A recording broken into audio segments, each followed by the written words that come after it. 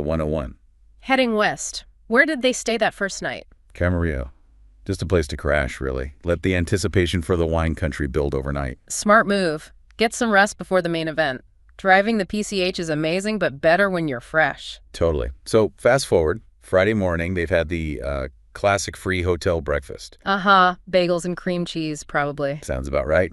And they're back on the 101 North, heading for Los Olivos. Okay, this is it. Wine country awaits. And you got to hear their road trip soundtrack for this leg. Oh, yeah. What was it? Michael Bublé and the 50 Shades of Grey soundtrack. Wow. Okay. That's a mood. Bublé for smooth and 50 Shades for anticipation. Yeah, romance. Something like that. Definitely paints a picture as they're driving towards the vineyards. You feel that excitement building. So they arrive in Los Olivos. What was their first impression? They turned onto Grand Avenue and were just instantly charmed. Kimberly called it a cute little western town. I can picture that, like straight out of a movie. She even joked about retiring there someday. And then, boom, tasting rooms. Everywhere. Dozens and dozens, she said. Just lining the street. Sounds amazing, maybe a little daunting. Yeah, where do you even start? But exciting, for sure. It tells you wine is the thing there. And they didn't waste any time. First stop was spontaneous. Refugio Ranch. Refugio Ranch. Okay. What was the vibe like? Oh, the description's great. Like a modern Western movie set. Think dark wood, rustic metal. Okay, kind of rugged. Yeah, but also the delicate ambiance of a quiet antique store. Really interesting mix. Wow, that is specific. Sounds cool. Was it busy? Nope. Practically empty, which they loved. Gave them space to just soak it all in for their first tasting. Perfect for easing into it. So the wines, what did they try first? A flight of 4. They had a Viognier, an Escondrijo, which sounds like a blend, a Petite Syrah, and a Barbarino. Nice range. And what?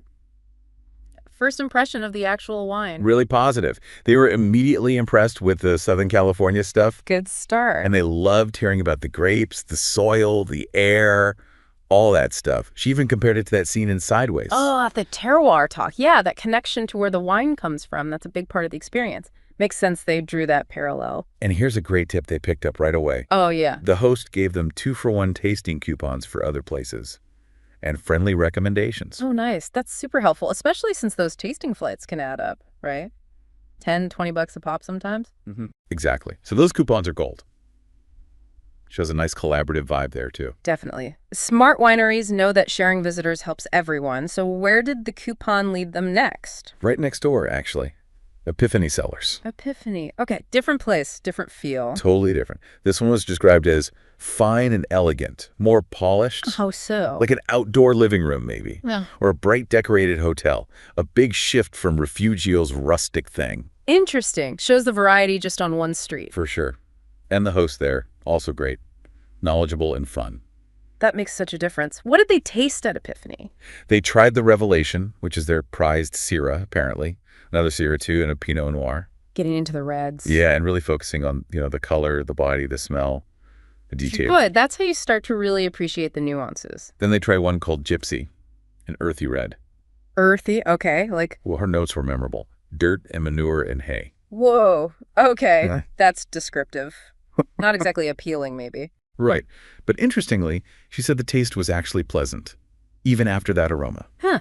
Goes to show you can't always judge by the smell alone. Or maybe those notes are just part of its character. Could be. They followed it up with more of that Revelation Syrah, maybe to clear the air, so to speak. Ah, probably a good call. Any souvenirs from Epiphany? Yep, they snagged some extra corks. Little mementos. Nice. So, feeling good after 2 stops. Yeah, definitely buzzing a bit.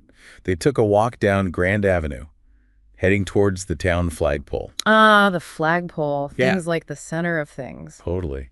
Just enjoying that vacation feeling, Outside the Los Olivos general store. Freedom. And ready for more wine. Naturally, they spotted a sign on the corner. Yeah. 2-for-1 Rhine tasting. Another one. Where was this? J. Ludlow tasting room. And the vibe here, different again. Nice, sunny, colorful room like we were at the beach. Okay, so more casual, bright. I like the variety they're finding. And the hostess, awesome apparently, originally from New Jersey. Really friendly. Always great when you connect with the staff. What did they pour at J. Ludlow? Let's see. Jane, Amory's, Kemsley 1550, and Hudson. Jay really liked the Cabernets they had. Nice. Anything stand out? Okay, get this. Remember that movie Sideways and how it dissed Merlot? Oh, yeah, poor Merlot. I'm not drinking any effing Merlot. Right. Well, the Jane wine that Jay loves so much turned out it was 80% Merlot. No way. That's hilarious. So much for the movie hype influencing his taste buds. Exactly. He just liked what he liked. Proof's in the pudding. Yeah. Or the wine glass. She mentions he kept talking about that Jane. Love it. A good lesson. Trust your own palate.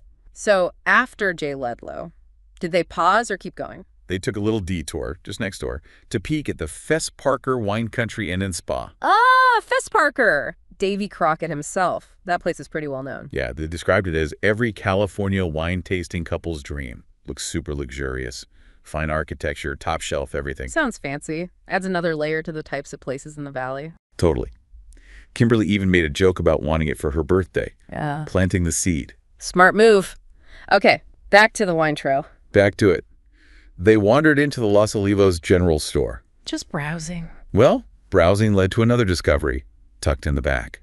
Another tasting room. Seriously, inside the general store. Yep, Larner Wine.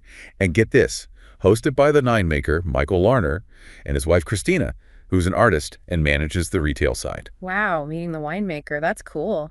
More intimate. Yeah, sounds like it. They said they were really nice people, and the store itself was great, too. A general store with a winery inside. That's very Los Olivos, I imagine. Seems like it.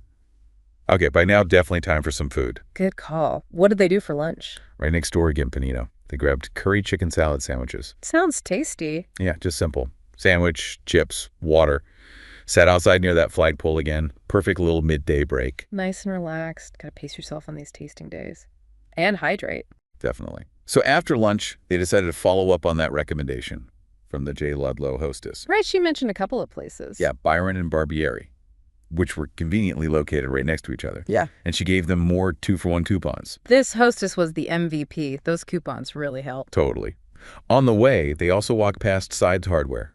Sides Hardware. Is that a hardware store? It used to be. Now it's apparently the local restaurant recommendation. Someone at Epiphany mentioned it. Ah, interesting.